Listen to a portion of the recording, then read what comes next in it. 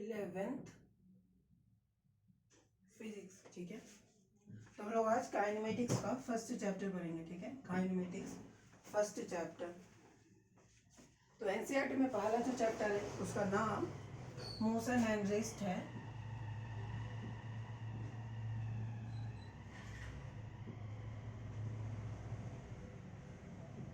ठीक है, देखो इधर मोशन एंड रेस्ट जब हम इसकी बात करेंगे, ठीक है, जो बुक में एनसीईआरटी बुक में दिया हुआ है rectilinear motion, motion and rest में रेक्टिलिनियर मोशन, उसी के अंदर में प्लेन मोशन दिया हुआ है, इवन सर्कुलर मोशन भी दिया हुआ है।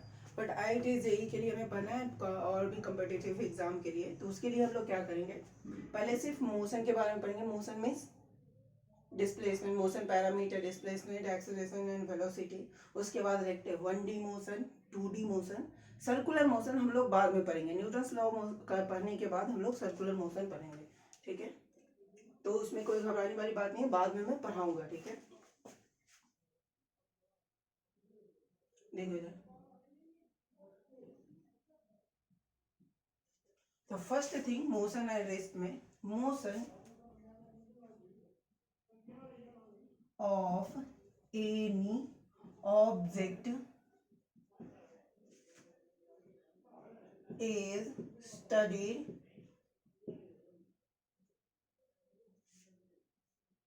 under mechanics.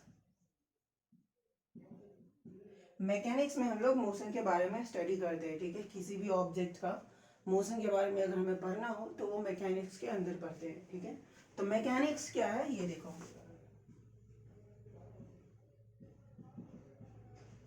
ठीक है ना, the branch of physics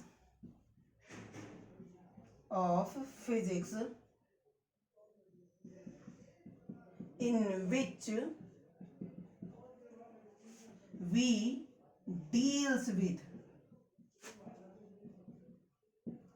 motion of object, the branch of physics in which we deals with the motion of object। यहाँ पे देखो, ये स्टेशनरी, ये सॉलिड भी हो सकता है, लिक्विड भी हो सकता है, एंड गैस, तीनों गैस भी हो सकता है। ठीक है, ऑब्जेक्ट कॉल्ड मैकेनिक्स। ठीक है, तो कहीं पे भी अगर हम मोशन की बात करते हैं तो that will be comes under mechanics. ठीक है, जब हम अब देखो मैकेनिक्स को भी बहुत सारे पार्ट में बांटा गया है। ठीक है, बहुत सारा ब्रांच होता है इसका। इसमें पहले जो ब्रांच हमें पढ़ना है, एक सॉलिड मैकेनिक्स, दूसरा होता है फ्लूइड मैकेनिक्स। सॉलिड मैकेनिक्स में हम लोग सिर्फ सॉलिड की बात करते हैं, motion of A solid body, rigid body. ठीक है, रिजिड बॉडी।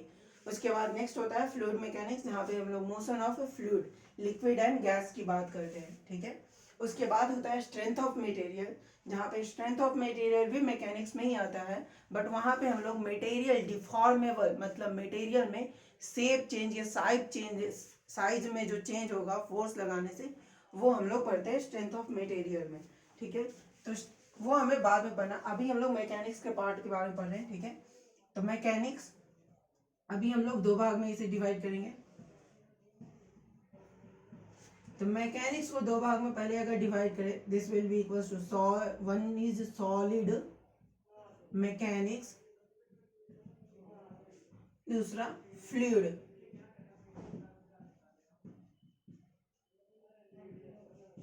ठीक है, सॉलिड मैकेनिक्स, दूसरा फ्लूइड मैकेनिक्स। सॉलिड मैकेनिक्स में भी दो होता है, एक रिजिड बॉडी मैकेनिक्स, दूसरा होता है डिफॉर्मेबल मैकेनिक्स। ठीक है, सॉलिड और रिजिड बॉडी मैकेनिक्स, यहाँ पे लिखो rigid body mechanics, rigid body mechanics. यहाँ पे दूसरा deformable, deformable body. And fluid mechanics में हम लोग यहाँ पे लिक्विड एंड गैस के मोशन के बारे में पढ़ेंगे हम लोग। ठीक है, तो मैकेनिक्स इस तरीके से डिवाइड किया हुआ है। सॉलिड में mechanics, solid mechanics and fluid mechanics. Solid mechanics में रिजिड बॉडी मैकेनिक्स, दूसरा deformable body mechanics. Rigid body mechanics मतलब हम लोग बॉडी के शेप चेंज में कोई भी चेंज नहीं करेगा, ठीक है। जब डिफॉर्मेबल बॉडी की बात करेंगे हम, तो फोर्स लगाने पे बॉडी का शेप चेंज हमें कंसीडर करना होगा, ठीक है। फ्लूइड मैकेनिक्स में जो भी फ्लो कर सकता है, fluid means which can flow, तो liquid and gas comes under fluid, ठीक है। अगर हम लिक्विड एंड गैस के मोशन के बारे में पढ़ रहे हैं, that will be comes under fluid mechanics, ठीक है। ये सभी एक्चुअली देखो वो क्या है, अगर हम फिजिक्स की बात करें 11th क्लास फिजिक्स की, तो मैकेनिक्स हमें स्टार्ट करना है। मैकेनिक्स में पहले हमें रिजिड बॉडी मैकेनिक्स पढ़ना है, ठीक है। Object, point object, then rigid body mechanics. उसके बाद हमें डिफॉर्मेबल मैकेनिक्स भी पढ़ना है, मतलब strength of material, elastic property of material, वो भी पार्ट पढ़ना है हमें। उसके बाद फ्लूइड मैकेनिक्स भी हमें दिया हुआ है पढ़ना, मीन ये सभी पार्ट के बारे में, इन सभी के बारे में हमें थोड़ा थोड़ा पढ़ना है, ठीक है। चलो, तो पहले अभी ये मैकेनिक्स के पार्ट हुए। अब मैकेनिक्स के मोशन के आधार से अगर हम देखें तो कितने पार्ट में बांटा गया है, ठीक है। मैकेनिक्स, ठीक है। अब देखो इधर, first statics, kinematics, sorry dynamics, not kinematics, dynamics, ठीक है। अब देखो इधर मैकेनिक्स, इसकी बात करें अब, ठीक है, रिजिड बॉडी मैकेनिक्स की, ठीक है। जहां पे ऑब्जेक्ट का साइज अगर हम कंसीडर करें तो वो रिजिड हो गया, अगर कंसीडर ना करें तो वो पॉइंट ऑब्जेक्ट हो गया, ठीक है। तो अब मैकेनिक्स, रिजिड बॉडी मैकेनिक्स को दो भाग में बांट रहे हैं हम, पहला स्टैटिक्स एंड डायनेमिक्स, ठीक है। तो स्टैटिक्स में क्या होता है, इसके भी दो पार्ट है, पहले स्टैटिक्स के नहीं, डायनेमिक्स में दो पार्ट लिख लो, diagram,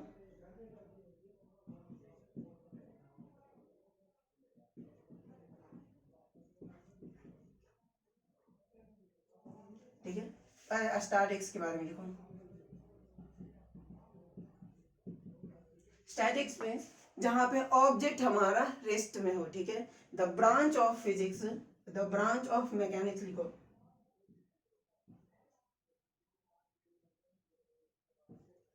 of mechanics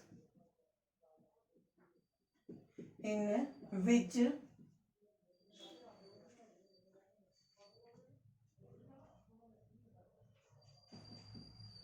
we deals with stationary, we deals with stationary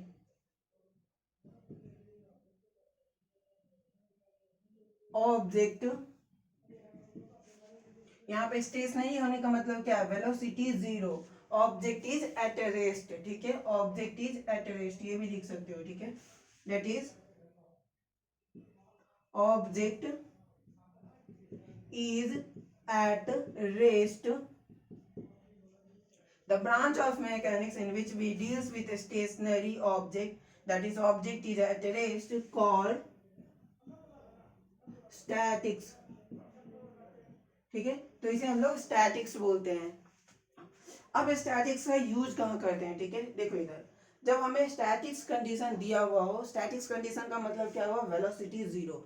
तो अगर हमें स्टैटिक्स कंडीशन दिया हुआ है तो हम अननोन फोर्सेस निकालने के लिए यूज करते हैं, ठीक है। तो यूज ने पहला लिखो, to find the statics condition, मतलब अगर हमें ऑब्जेक्ट को स्टैटिक्स रखना है तो क्या क्या कंडीशन होना चाहिए उस पर, ठीक है। टू फाइंड स्टैटिक कंडीशन, दूसरा टू फाइंड अननोन फोर्स और फोर्सेस, ठीक है। थर्ड में जब हम फ्रिक्शन पढ़ेंगे तो हम लोग लिमिटिंग फ्रिक्शन को फाइंड करने के लिए भी यही यूज करते हैं, ठीक है। टू फाइंड लिमिटिंग फोर्स, ठीक है, limiting force like limiting friction, ठीक है। तो लिमिटिंग फोर्स फाइंड करने के लिए भी हम लोग इसका यूज करते हैं, ठीक है। इसके अलावा और भी हो सकते हैं, ये तीन लिखा हुआ है, ठीक है। हाँ, तो स्टैटिक्स का मतलब हुआ फिजिक्स का वो ब्रांच, मैकेनिक्स का वो branch, means branch of mechanics in which we deals with stationary object or object is at rest called statics, used to find the statics condition, to find the unknown forces, to find the limiting forces. ठीक है, अभी देखो ये कहाँ पे use करते हैं, ये सभी के सभी यूज करेंगे हम लोग, ठीक है, ये सभी का सभी एप्लीकेशन है। जब हम न्यूटन्स लॉ पढ़ेंगे तो वहां पे हम लोग लिखते हैं directly normal reaction is equals to mg। वो कैसे लिखते हैं, डायरेक्टली इसे यूज करके लिखते हैं, ठीक है। अगर ऑब्जेक्ट मूव नहीं कर रहा है मतलब नेट फोर्स जीरो है, तो वहां पे हम लोग यूज करते हैं नॉर्मल रिएक्शन। अगर कोई सरफेस पे ऑब्जेक्ट सरफेस पे रखा हुआ है तो हम लोग बोलते हैं नॉर्मल रिएक्शन mg होगा। कहाँ से, यही कंडीशन स्टैटिक्स कंडीशन लगा के हम लोग ये यूज फाइंड करते हैं normal reaction. Normal reaction is equals to mg। It is just an example, ठीक है। ये हमेशा नहीं होता कि नॉर्मल रिएक्शन mg के इक्वल हो, जस्ट एग्जांपल, वहां पे हम लोग यूज भी करते हैं इसे।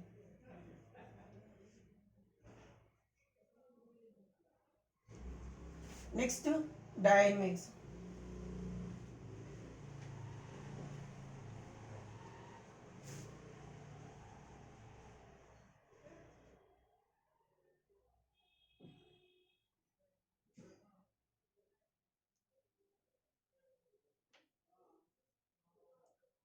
तो डायनेमिक्स क्या होता है, डायनेमिक्स का मतलब ही होता है ऑब्जेक्ट इज मूविंग, ठीक है। डायनेमिक्स का मतलब होता है कुछ चेंज कर रहा है। चेंज करने का मतलब जब हम मोशन कर रहे हैं, मोशन कर रहे हैं तो वहां पे ऑब्जेक्ट का डिस्प्लेसमेंट हो रहा है, डिस्टेंस हो रहा है, कुछ भी हो रहा है, बट वो मूव कर रहा है, ठीक है। अगर स्टैटिक है तो ऑब्जेक्ट मूव नहीं कर रहा है, ठीक है। डायनेमिक्स मींस ऑब्जेक्ट मूव कर रहा है, ठीक है। तो लिखो the branch of physics of physics in which we deals with moving object, the branch of physics in which we deals with a moving object called dynamics, ठीक है। We call dynamics, ठीक है, जिसमें ऑब्जेक्ट हमारा move कर रहा हो। यहाँ पे लिख लो velocity not equals to zero. यहाँ पे ऑब्जेक्ट की वेलोसिटी जीरो नहीं होगी, ठीक है। नेक्स्ट, अब डायनेमिक्स के दो पार्ट हमने किया है, काइनेमेटिक्स एंड काइनेटिक्स, ठीक है।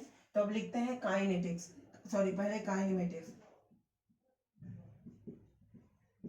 ठीक है। इसी का पार्ट है तो यहाँ पे ए लिख लो, ए में काइनेमेटिक्स, ठीक है। तो काइनेमेटिक्स का मतलब होता है जो भी हम पढ़ रहे हैं, ये जो वहां पे पढ़ रहे हैं हम उसके बारे में तो पढ़ेंगे, बट ये क्यों हो रहा है, ऑब्जेक्ट हमारा मूव क्यों कर रहा है, उसके बारे में हम बात नहीं करेंगे, ठीक है। Object is moving, that is okay, ठीक है। Means the branch of physics in which we deals with the, यहाँ पे फिजिक्स की जगह मैकेनिक्स लिख लो, ठीक है, क्योंकि फिजिक्स का ऑलरेडी हम लोग मैकेनिक्स बारे में पढ़ रहे हैं, ठीक है। तो देखो डायनेमिक्स के वो part means branch of dynamics in which we deals with motion parameter without considering its causes, ठीक है। हम लोग यहाँ पे मोशन क्यों हो रहा है उसके कारण के बारे में बात नहीं करेंगे, बस मोशन हो रहा है उसके पैरामीटर कंसीडर कर कैलकुलेट करेंगे, ठीक है। देखो the branch of dynamics in which we deals with motion parameter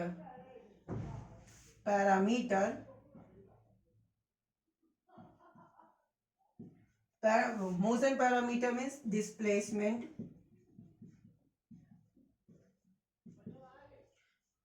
velocity, acceleration, ठीक है। Displacement, velocity and acceleration without considering it's causes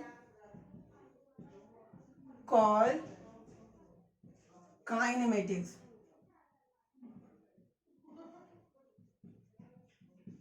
ठीक है। तो उसे हम लोग काइनेमेटिक्स बोलते हैं, मतलब मोशन क्यों हो रहा है उससे हमें मतलब नहीं है, ठीक है। तो काइनेमेटिक्स उसे बोला जाएगा। अब काइनेटिक्स की बात करें, काइनेमेटिक्स हो गया, अब काइनेटिक्स की बात करें तो यहाँ पे हम लोग क्यों हो रहा है मोशन उसकी भी बात करेंगे, ठीक है।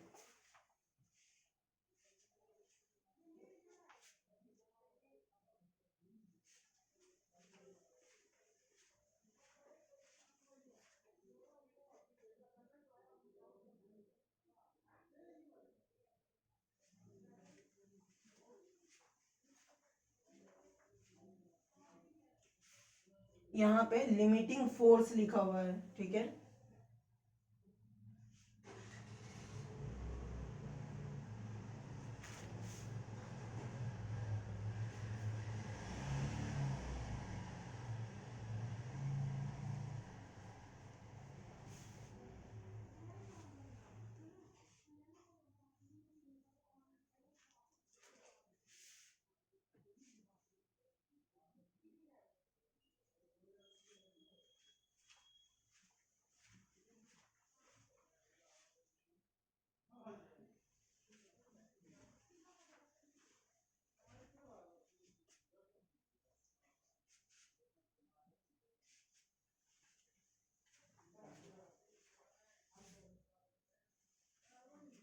ओके, देखो जहां पर ना दिखे दे मुझे बोल देना है, इससे नीचे मुझे नहीं लिखना है, okay.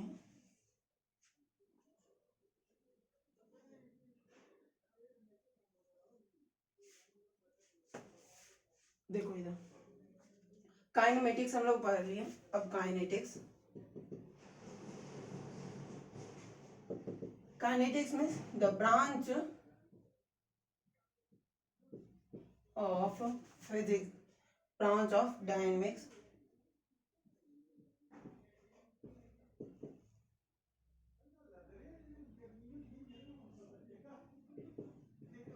in which we study, in which we deals with motion parameter along with its causes, ठीक है। तो मोशन क्यों हो रहा है उसके अगर की कारण को भी अगर हम पढ़े, जनरली मोशन जो होता है उसमें हमें force and torque, torque and force, ठीक है, हम इसकी भी बात करने लगेंगे, ठीक है। It's causes torque and force called kinetics, ठीक है ना। अब देखो इधर काइनेटिक्स में अगर हम टॉर्क एंड फोर्स की बात करने लगे तो वो काइनेटिक्स में आएगा, ठीक है। तो पहला जो चैप्टर है रेस्ट एंड मोशन, उसमें सिर्फ हम लोग मोशन के बारे में पढ़ते हैं, ठीक है, motion and its parameter up to displacement and acceleration, displacement velocity and acceleration की ही बात करेंगे हम थ्रू आउट द चैप्टर। लेकिन जब हम न्यूटन्स लॉ की बात करेंगे, न्यूटन्स लॉ चैप्टर जो है हमारा, अगर वहां पे हम जाएंगे तो हम लोग फोर्स कैलकुलेट करने लगेंगे। जब हम फोर्स कैलकुलेट करने लगेंगे तो न्यूटन्स लॉ हमारा काइनेटिक्स में आ जाएगा, ठीक है। तो न्यूटन्स लॉ चैप्टर हमारा काइनेटिक्स में है। उसके पहले का जो चैप्टर है रेस्ट एंड मोशन, उसके बाद मोशन इन प्लेन, वो दोनों का दोनों हमारा काइनेमेटिक्स में आएगा, ठीक है। अब हेडिंग रेस्ट एंड मोशन में ही हम पढ़ रहे थे, तो अब काइनेटिक्स पढ़ते हैं, ठीक है। चलो इधर आ जाओ। हेडिंग यहाँ पर से पेज चेंज कर देना, ठीक है, just change your page and next page से लिखना ये पूरा। अब बताओ मोशन क्या होता है, ठीक है, मोशन क्या होता है।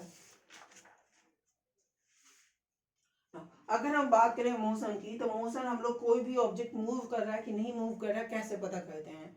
To find object is moving और नॉट, वी सी द ऑब्जेक्ट, अगर उसका पोजीशन चेंज हुआ है तो हम लोग बोलते हैं object is in motion.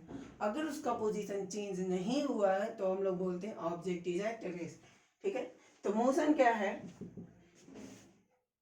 If position of object of an object is changing with time, अगर हम बोले ऑब्जेक्ट का पोजीशन चेंज कर रहा है विथ टाइम, कॉल, और लिखो with time with respect to other object, यहां पे लिख लो time with respect to other object,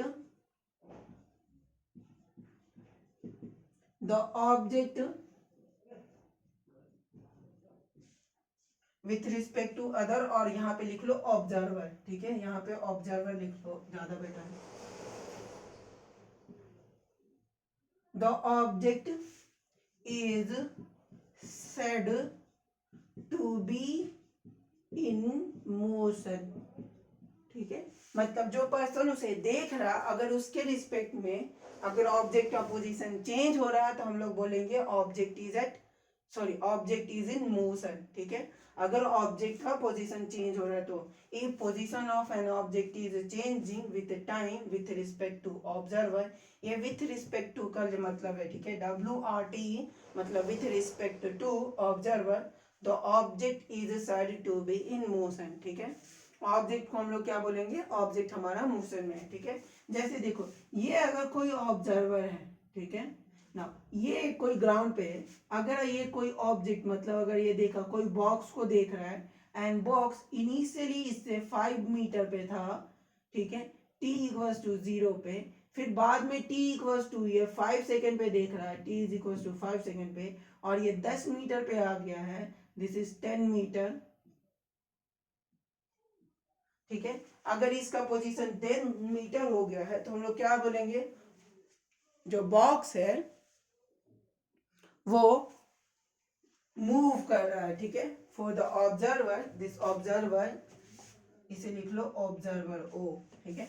तो for the observer the block is moving, ठीक है।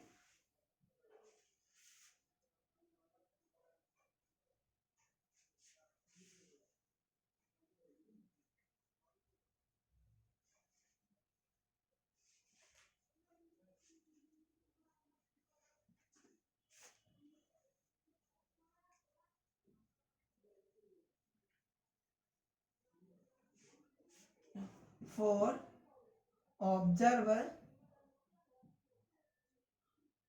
the box is moving, ठीक है। तो ऑब्जर्वर के लिए, इस ऑब्जर्वर के लिए ये बॉक्स जो है वो मूव कर रहा है, ठीक है।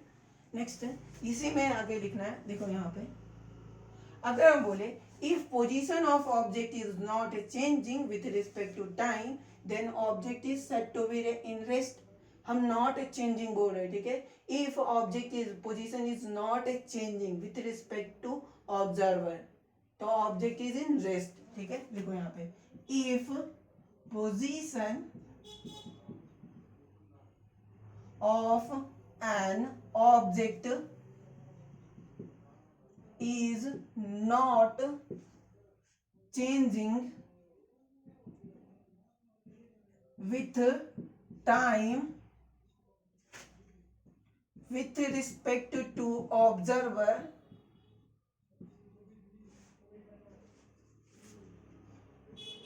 the object is at rest, ठीक है।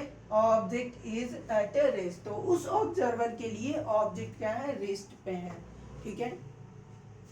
देखो इधर जब हम रिलेटिव मोशन पढ़ेंगे तो वहां पे हम लोग हम पूरा अच्छे तरीके से बताएंगे कि मोशन एंड रेस्ट क्या है, रिलेटिव क्वांटिटी है, ठीक है। बट अभी के लिए बस बेसिक फंडामेंटल हमें जो पढ़ना है वो हम बात करें, ठीक है। जैसे ग्राउंड के रिस्पेक्ट में, ऑब्जर्वर के रिस्पेक्ट में, बस इतना ही बात करेंगे अभी, ठीक है। देखो इधर एग्जाम्पल के लिए ये कोई एक कार है,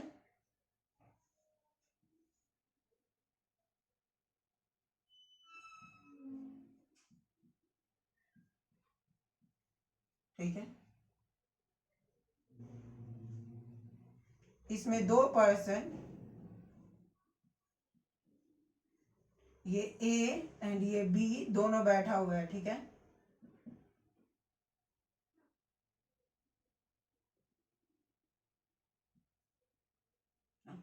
दिस इज विंडो। तो ये कार है जो कि मूव कर रहा है विद द वेलोसिटी v। ये v वेलोसिटी से मूव कर रहा है on A horizontal road. And one person c is watching car, ठीक है। वो क्या कर रहा है, कार को देख रहा है, ठीक है। तो कार अगर मूव कर रहा है तो ए एंड बी जो पर्सन है वो भी कार के साथ मूव करेगा, ठीक है। If a car is moving, A and B will also move with car, ठीक है।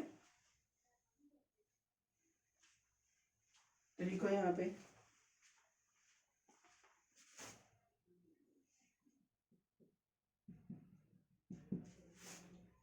A and B will also move with car। अब देखो यहाँ पे सिचुएशन देखो, अगर C पर्सन के लिए देखें तो कार मूव कर रहा, उसके साथ साथ A एंड B भी मूव कर रहा है। मीन्स कुछ देर बाद अगर हम देखें तो कार यहाँ पे आ जाएगा, ठीक है।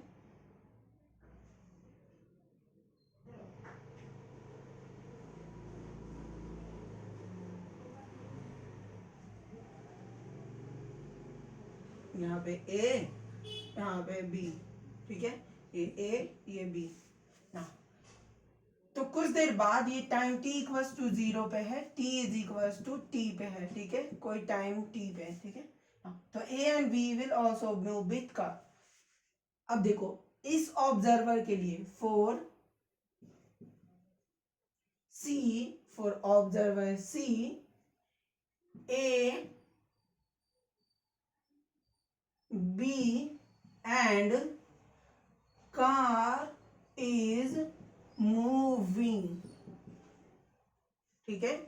इसके लिए C के लिए देखा जाए तो कुछ देर बाद मतलब t टाइम बाद ये कार यहाँ पे है, A भी यहाँ पे, B भी यहाँ पे, तो C के लिए इसका पोजीशन चेंज हो गया।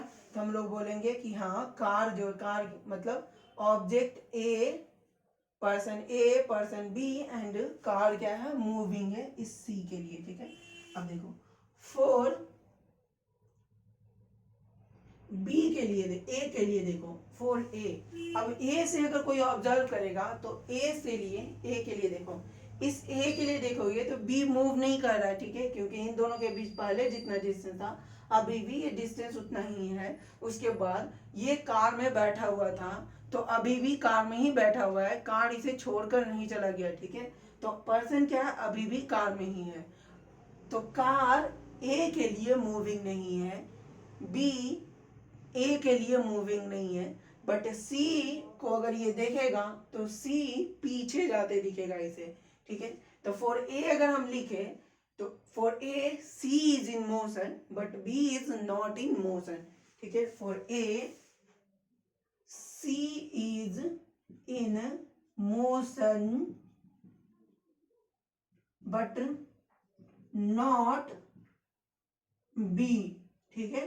सी के लिए सॉरी ए के लिए सी मोशन में है बट बी मोशन में नहीं है। क्यों? क्योंकि दोनों के बीच का पोजीशन अभी भी वही है, ठीक है। दोनों अभी भी कार में बैठे हुए हैं। ए फ्रंट सीट पे बैठा हुआ था, बी बैक सीट पे बैठा हुआ है। जब ये कार यहाँ से यहाँ आ गया अभी भी बी फ्रंट सीट में ही बैठा हुआ है, ए पी बैक सीट में ही बैठा हुआ है। दोनों के बीच कुछ चेंज नहीं हुआ है, इसलिए क्या बोलेंगे हम, बी ए के रिस्पेक्ट में स्टेशनरी है, ठीक है। तो ये हुआ मोशन का कॉन्सेप्ट, ठीक है। तो मोशन क्या है, एक ऑब्जर्वर पे डिपेंड करता है, ठीक है। किसी ऑब्जर्वर के लिए हम लोग बोलते हैं ऑब्जेक्ट मूविंग है या नहीं है, ठीक है। मतलब अगर पोजीशन चेंज कर रहा है तो we will say yes it is in motion. If object position is not changing we will say object is at a rest, ठीक है।